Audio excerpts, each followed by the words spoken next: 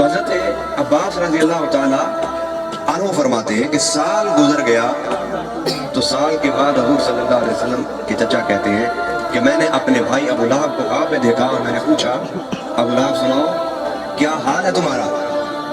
ابو لہب نے کہا بہت برا حال ہے، عذاب میں ہوں، سخت پریشان ہوں۔ عباس کہتے ہیں تم اسلام کی عداوت و دشمنی سے پرہیز کرتے تو حضور کی غلامی کے صدقے میں تمہاری جنت بھی جنت بن چکی ہوتی۔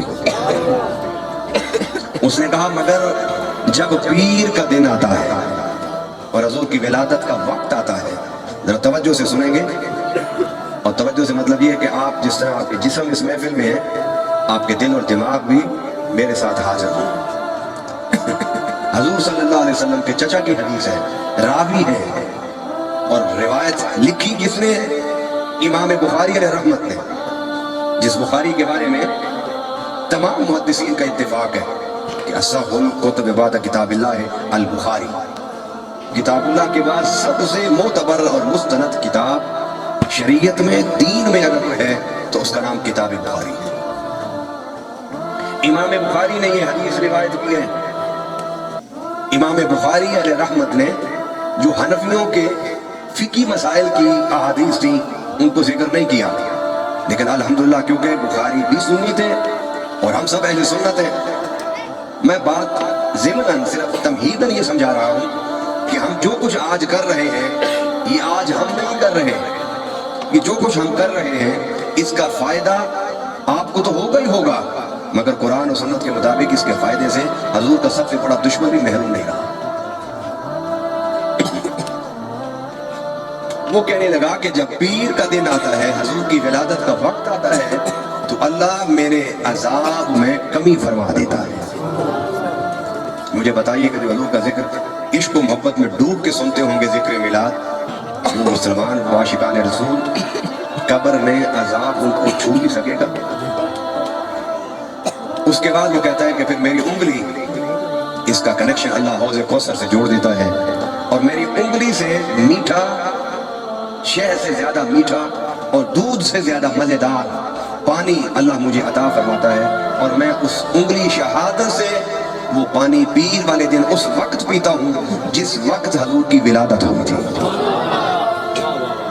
نے کہا یہ کیسے؟ انہوں نے کہا کہ میں نشے میں دھت لیٹا ہوا تھا تو میری باندی صوبیہ بھاگتی ہوئی آئی اور مجھے خوشخبری سنانے کے لیے کہ تیرے مرحوم بھائی عبداللہ کے گھر اللہ نے چاند جیسا بیٹا عطا فرمایا ہے۔ ادھر حضور کی ولادت ہوئی، ادھر وہ بھاگی ابو لہب کے بعد۔ ابو لہب نشے میں دھت لیٹا ہوا تھا، اس نے بتایا، اس نے سنا، بول نہیں سکا، بول نہیں سکا، اشارہ کیا اس نے، جا صوبیہ تو نے مجھے میرے بھتیجے کی خوشخبری سنائی ہے پیدا ہونے کی، میں اس خوشی میں تجھے آزاد کرتا ہوں۔ اس نے محمد بن عبداللہ سمجھ کے، اپنا بھتیجا سمجھ کے آزاد کیا تھا، اللہ کا رسول، نبی اور حبیب سمجھ کے آزاد اس کی ان کی خوشی میں آزاد نہیں کیا تھا۔ ابو لہب کہتا ہے کہ جب حضور کی ولادت کا وقت آتا ہے عذاب بھی کم ہو جاتا ہے اور مجھے حوض کوثر سے پانی پلایا جاتا ہے، اس خوشی میں کہ میں نے حضور کے آنے کا خوشی منائی تھی، میں نے حضور کی تشریف آوری پر میں نے اپنی باندی کو آزاد کیا تھا، تو رب مجھے اس کا انعام عطا فرماتا ہے۔ اس پر علامہ ابن جوزی لکھتے ہیں، اے عاشقان رسول ذرا اندازہ تو کرو قیامت کے دن تمہیں کس طرح نوازا جائے گا کہ تم حضور کا ذکر ہی کرتے ہو، ذکر میلاد بھی کرتے ہو، حضور کی ولادت کی خوشی مناتے ہو۔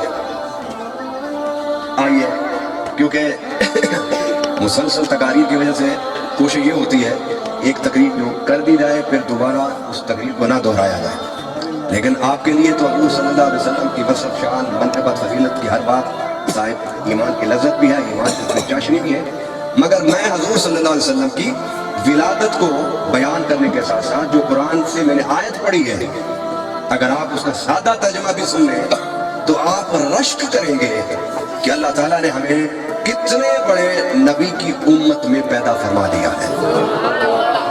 مثلا میں اللہ تعالیٰ نے ارشاد فرمایا وَإِذْ أَخَذَ اللَّهُ مِيثَاقَ النَّبِيِّينَ کہ رب العالمین نے انبیاء کا ایک اجتماع بلایا. اجتماع کس کو کہتے ہیں عربی میں؟ جس میں 3-4 آدمی آ جائیں اس کو اجتماع کہتے ہیں. تو 1,24,000 انبیاء کو اللہ نے جمع فرمایا. ابھی حضور دنیا میں نہیں آئے تھے اور وہ نبی بھی نہیں آئے تھے. تو سارے نبیوں کو اکٹھا کیا اور فرمایا نبیوں پتہ ہے میں تمہیں کس لیے میں نے تمہیں اکٹھا کیا ہے؟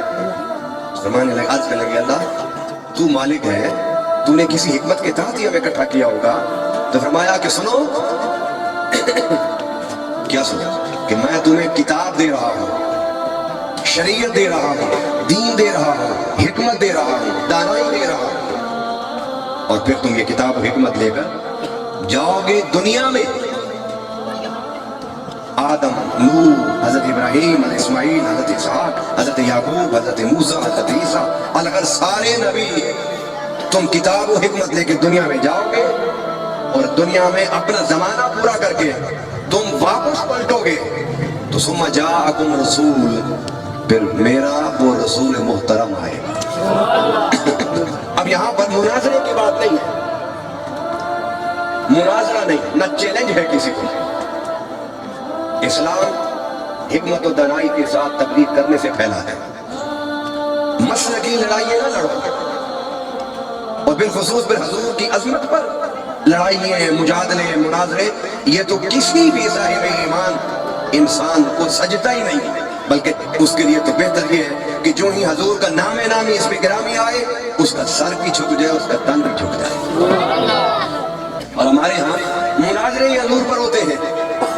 ایک طرف مناظرہ ہو رہا ہے کہ حضور کے پاس علم تھا یا نہیں تھا, ایک کوشش کر رہا ہے کہ میں ثابت کروں کہ حضور کا علم بہت زیادہ تھا, اور دوسرا کوشش کر رہا نہیں حضور کو تو نعوذ باللہ کچھ پتہ ہی نہیں تھا.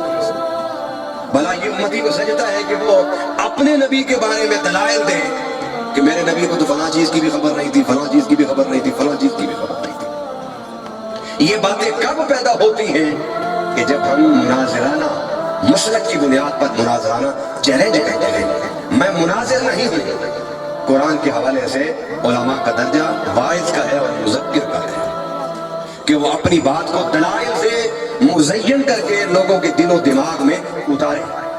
بس یہی کام ہے, کیونکہ علماء کے بارے میں میرے آقا صلی اللہ علیہ وسلم نے فرمایا العلماء ورثۃ الانبیاء, کہ علماء انبیاء کے وارث ہیں. اور نبیوں کو کیا کہا ان علیک الا البلاغ علینا الحساب. اے میرے پیارے حبیب صلی اللہ علیہ وسلم, آپ کی ذمہ داری صرف یہ ہے کہ آپ کھول کھول کے دلائل کے ساتھ, براہین کے ساتھ رب کے دین کو ان کے سامنے پیش کر دو. باقی کوئی مانتا یا نہیں مانتا اس کا حساب و کتاب